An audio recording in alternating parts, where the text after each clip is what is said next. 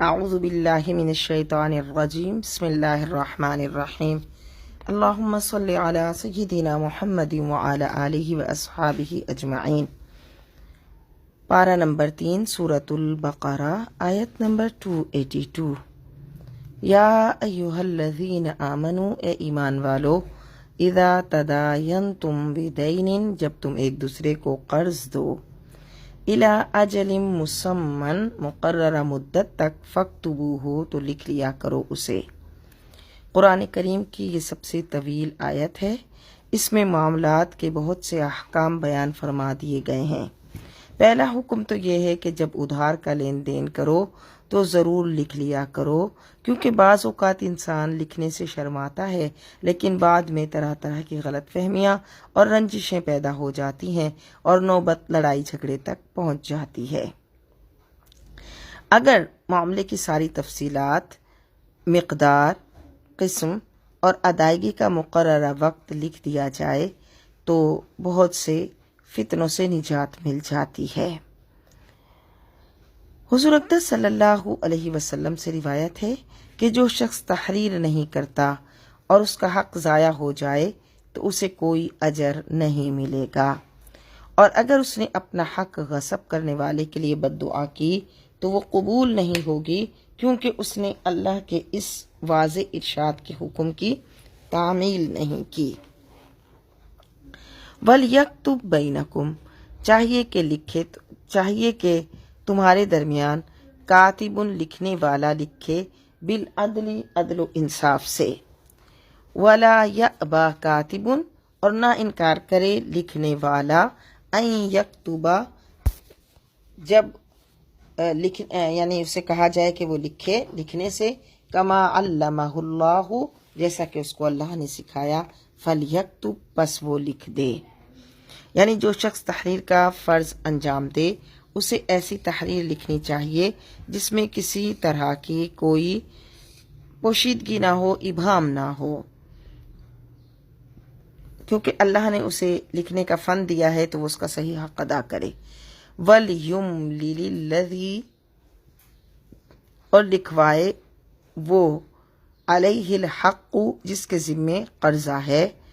وَلْيَتَّقِ اللَّهَ رَبَّهُ، اور ڈرے اللہ سے جو اس کا پروردگار ہے۔ وَلَا يَبْخَسْ مِنْهُ شَيْئًا، اور نہ کمی کرے اس سے ذرہ برابر۔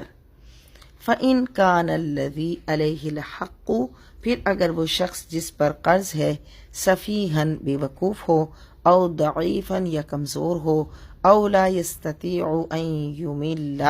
یا اس کی طاقت نہ رکھتا ہو کہ خود لکھا سکے، ہوا وہ، فَلْيُمْلِلْ، لکھوائے، ولیہ، تو لکھوائے اس کا ولی، بالعدل، انصاف کے ساتھ۔ وَاسْتَشْهِدُوا شَهِیدَینِ، اور بنا لیا کرو دو گواہ، من رجالکم، اپنے مردوں میں سے، یعنی تحریر کے ساتھ ساتھ گواہ بھی مقرر کر دیا کرو تاکہ کوئی گڑبڑ پیدا نہ ہو۔ فَإِن لَّمْ يَكُونَا رَجُلَيْنِ، اگر نہ ہوں دو مرد، فَرَجُلٌ، تو ایک مرد، وَامْرَأَتَانِ، اور دو عورتیں، مِمَّن تَرْضَوْنَ مِنَ الشُّهَدَاءِ، ان لوگوں میں سے جن کو تم پسند کرتے ہو اپنے لیے گواہ، ان تضل احداہما، تاکہ اگر بھول جائے ایک عورت، فتذکر احداہما الاخری، تو یاد کرائے ایک دوسری کو۔ یہاں ہے کہ اگر یا تو دو مرد ہوں گے گواہ، اور اگر دو مرد نہ ہوں تو پھر ایک مرد کی جگہ دو عورتیں ہوں گی، یعنی جہاں ایک مرد ہے وہاں دو عورتیں ہوں گی۔ اگر دو مرد گواہ مل جائیں گے تو دو مرد گواہی دیں گے، اور اگر ایک مرد مل رہا ہے اور دوسرا مرد نہیں مل رہا تو اگر اس کی جگہ گواہ مقرر کریں گے تو دو عورتوں کی گواہی ہوگی۔ اسی طرح اگر دونوں مرد نہ ہوں تو پھر چار عورتوں کی گواہی ہوگی۔ اور عورتوں میں کیوں ایک مرد کی جگہ دو عورتیں رکھی گئی ہیں کہ قرآن کہہ رہا ہے کہ اگر ایک بھول جائے تو دوسری اس کو یاد دلوائے۔ وَلَا يَأْبَى الشُّهَدَاءُ، اور نہ انکار کریں گواہ، اِذَا مَا دُعُوا، جب وہ بلائے جائیں۔ وَلَا تَسْأَمُوا، اور نہ اکتایا کرو ان تکتبوہ اس کو لکھنے سے صغیرن او کبیرن الی اجلہ خواہ وہ رقم جو قرضہ ہو وہ تھوڑا ہو یا زیادہ اس کی مقررہ مدت تک۔ ذالکم یہ اقسط عند اللہ بہت زیادہ مفید ہے اللہ کے ہاں، وَأَقْوَمُ لِلشَّهَادَةِ اور بہت محفوظ رکھنے والی گواہی ہے، وَأَدْنَا أَلَّا تَرْتَابُوا اور آسان طریقہ ہے تمہیں شک سے بچانے کا، إِلَّا أَن تَكُونَ تِجَارَةً حَاضِرَةً مگر یہ کہ سودا دست بدست ہو، یعنی جب فوراً اگر تم سودا کر رہے ہو تو پھر لکھنے کی ضرورت نہیں ہے، تُدِيرُونَهَا بَيْنَكُمْ جس کا تم لین دین آپس میں کرو، فَلَيْسَ عَلَيْكُمْ جُنَاحٌ أَلَّا تَكْتُبُوهَا تو پھر کچھ حرج نہیں کہ تم اگر اسے نہ لکھو، کیونکہ ظاہر ہے وہ تو ہاتھ بہاتھ لین دین ہو رہا ہے، کوئی ادھار کی صورت نہیں ہے، تو اس میں کوئی جھگڑے کا اندیشہ بھی نہیں ہے۔ وَأَشْهِدُوا إِذَا تَبَايَعْتُمْ اور گواہ ضرور بنا لیا کرو جب خرید و فروخت کرو، وَلَا يُضَارَّ كَاتِبٌ وَلَا شَهِيدٌ اور ضرر نہ پہنچایا جائے لکھنے والے کو اور نہ گواہ کو، کہ فریقین میں سے کوئی کاتب کو غلط یا جھوٹ لکھنے پر مجبور نہ کرے اور گواہ کو جھوٹی گواہی دینے پر مجبور نہ کرے، جیسا کہ اب ہمارے زمانے میں ہے کہ جھوٹے گواہ پیسوں کی سے خرید کر جھوٹی گواہی کے لیے تیار کیے جاتے ہیں، اور قرآن کی قسم کے ساتھ وہ جھوٹی گواہی دے بھی دیتے ہیں۔ اسی طرح جب یہ عدالتی کارروائی ہوتی ہے تو بہت سی باتیں اسٹیمپ پیپر پر جھوٹ لکھوا دی جاتی ہیں۔ وَإِن تَفْعَلُوا اور اگر تم ایسا کرو گے، فَإِنَّهُ فُسُوقٌ بِكُمْ تو یہ نافرمانی ہوگی تمہاری، وَاتَّقُوا اللَّهَ اور ڈرو اللہ سے، وَيُعَلِّمُكُمُ اللَّهُ سکھاتا ہے اللہ تمہیں، کیا سکھاتا ہے؟ آداب معاشرت، وَاللَّهُ بِكُلِّ شَيْءٍ عَلِيمٌ اور اللہ تعالیٰ ہر چیز کو خوب جاننے والا ہے۔ وَإِن كُنتُمْ عَلَى سَفَرٍ اور اگر تم سفر میں ہو، وَلَمْ تَجِدُوا اور نہ پاؤ کاتباً کوئی لکھنے والا، فَرِحَانٌ مَقْبُوضَةٌ تو کوئی چیز گروی رکھ لیا کرو۔ فَإِنْ أَمِنَ بَعْضُكُمْ بَعْضًا پھر اگر امن ہو تم میں سے بعض کو ایک دوسرے پر یعنی اعتبار ہو، فَلْيُؤَدِّ الَّذِي اؤْتُمِنَ أَمَانَتَهُ بس چاہیے کہ ادا کر دے وہ جس پر اعتبار کیا گیا ہے اپنی امانت کو، وَلْيَتَّقِ اللَّهَ رَبَّهُ اور ڈرتا رہے اپنے رب سے، یعنی اگر تم حالت سفر میں ہو اور کوئی لکھنے والا بھی نہیں اور گواہ بھی موجود نہیں اور تم ادھار پر کوئی لین دین کرنا چاہتے ہو، تو اس کی صورت یہ ہے کہ خریدنے والا قیمت کی جگہ اپنی کوئی چیز بیچنے والے کے پاس گروی رکھ دے، جب قیمت ادا کر دے تو اپنی وہ گروی شدہ چیز واپس لے لے۔ اور اس کا یہ مطلب نہیں کہ سفر کے بغیر رہن رکھنا جائز نہیں، بلکہ اغلباً چونکہ یہ صورت جو ہے سفر میں پیش آتی ہے اس لیے اس کا ذکر کیا، ورنہ عام حالات میں بھی اس طرح کیا جا سکتا ہے کہ اگر کسی سے قرض لیا جائے اور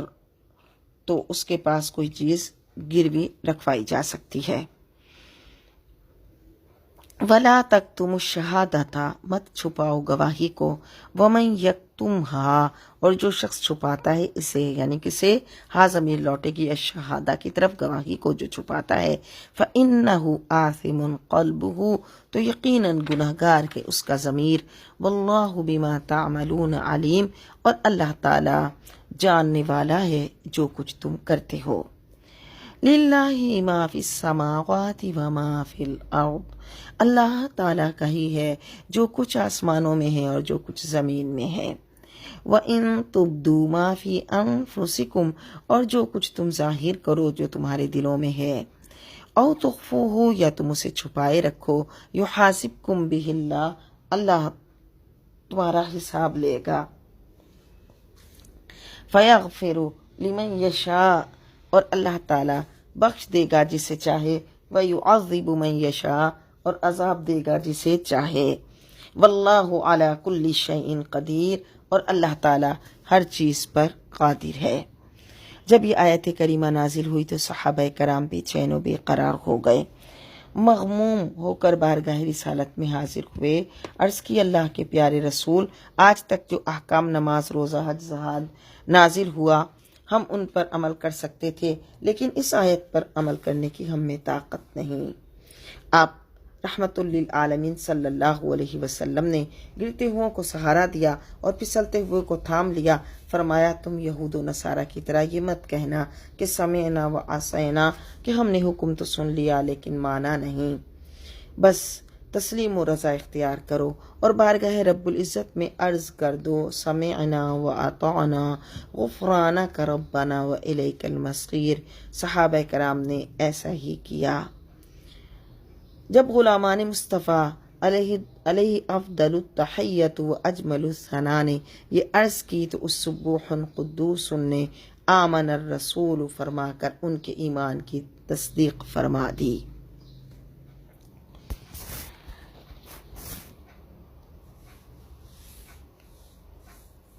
اللہ کا ہی ہے جو کچھ آسمانوں میں اور زمین میں، اور جو تم ظاہر کرو اور جو کچھ چھپاؤ۔ انسان کے دل میں دو طرح کے خیالات ہیں، ایک بطور وسوسہ کہ ان سے دل کا خالی کرنا انسان کے بس میں نہیں، لیکن وہ ان کو برا جانتا ہے اور عمل میں لانے کا ارادہ نہیں کرتا۔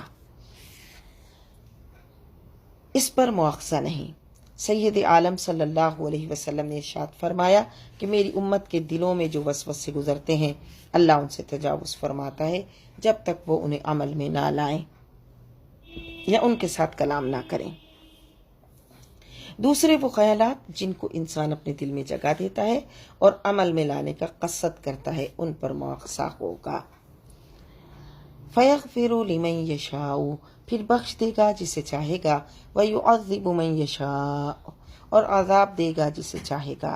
وَاللَّهُ عَلَى كُلِّ شَيْءٍ قدیر، اور اللہ ہر چیز پر قادر ہے۔ آمن الرسول بما انزل الیہ من ربہ، ایمان لائے یہ رسول اس کتاب پر جو اتاری گئی ان کی طرف، ان کے رب کی طرف سے، والمؤمنون، اور ایمان لائے مومن، کل آمن باللہ،